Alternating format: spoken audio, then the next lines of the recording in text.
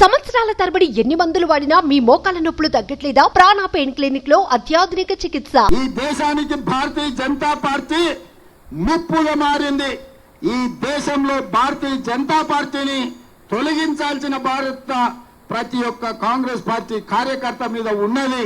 అదే విధంగా ఇవాళ అతనికంటే గనుడు ఆచంట మల్లన్న అని నిన్న మొన్న బీఆర్ఎస్ నాయకులు ఈరోజు మాట్లాడుతున్నారు. మేము మోడీ మీద కొట్లాడతామన్నారు. మరి ఆ సన్నాసులను అడుగుతున్నా, లక్షల కోట్ల రూపాయల దోపిడీ జరిగితే ఒక్క రోజైనా మాట్లాడినరా మీరు అని. ఎందుకు ఇవాళ బీఆర్ఎస్ వాళ్ళు బీజేపీని ఎందుకు నిలదీస్తలేరు? సెబీలో జరిగిన కుంభకోణం, సెబీకి సంబంధించిన జేపీసీ విషయంలో బీఆర్ఎస్ విధానం ఏందో తెలంగాణ ప్రజలకు చెప్పాలి. మీరు బీజేపీలో విలీనమవుతున్నారంటే కాదు మేము చర్చలలోనే ఉన్నామంటారు. మీరు విలీనమవుతారో మీరు మలీనమవుతారో మాకు సంబంధం లేదు. ఇవాళ ఈ సెబీలో జరిగిన కుంభకోణం మీద కేసీఆర్ విధానం ఏందో కేసీఆర్ మాట్లాడాలి.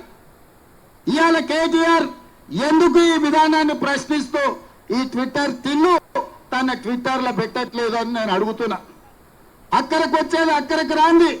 ప్రతి చిల్లర మల్లర విషయంలో స్పందించే కేటీఆర్ ట్విట్టర్లో ఎందుకు ఈరోజు ఈ దోపిడీని, ఈరోజు అదానికి అధ్వానంగా ఈ దేశాన్ని దోషపెడుతుంటే ఎందుకు ట్విట్టర్ స్టిల్ ఈరోజు మాట్లాడతలేరని నేను అడుగుతున్నా.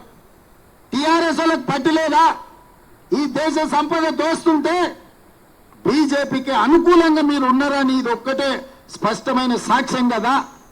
నిజంగానే బీఆర్ఎస్ బీజేపీలో విలీనం కాకపోతే, బీజేపీ బీఆర్ఎస్ చీకటి ఒప్పందంలో కాంగ్రెస్ కు వ్యతిరేకంగా కొట్లాడకపోతే ఈ జేపీసీ విషయంలో బీఆర్ఎస్ విధానం ఏందో తెలంగాణ ప్రజలకు చెప్పాలి.